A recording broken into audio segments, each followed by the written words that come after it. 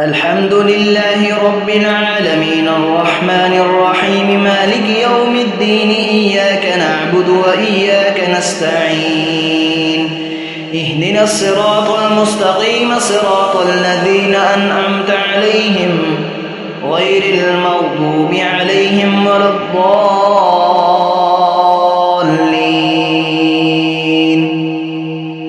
وإذ قال إبراهيم رب اجعل هذا البلد آمنا واجنبني وبني أن نعبد الأصنام رب إنهن أضللن كثيرا من الناس فمن تبعني فإنه مني ومن عصاني فإنك غفور رحيم.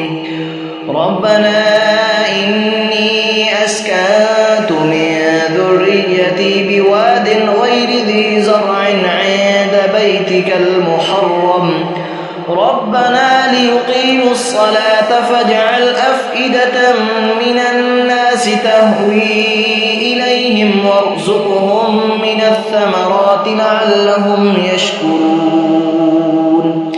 ربنا إنك تعلم ما نخفي وما نعلن وما يخفى على الله من شيء في الأرض ولا في السماء. الحمد لله الذي وهب لي على الكبر إسماعيل وإسحاق إن ربي لسميع الدعاء. رب اجعلني مقيم الصلاة ومن ذريتي ربنا وتقبل دعاء. ربنا اغفر لي ولوالدي وللمؤمنين يوم يقوم الحساب. الله أكبر.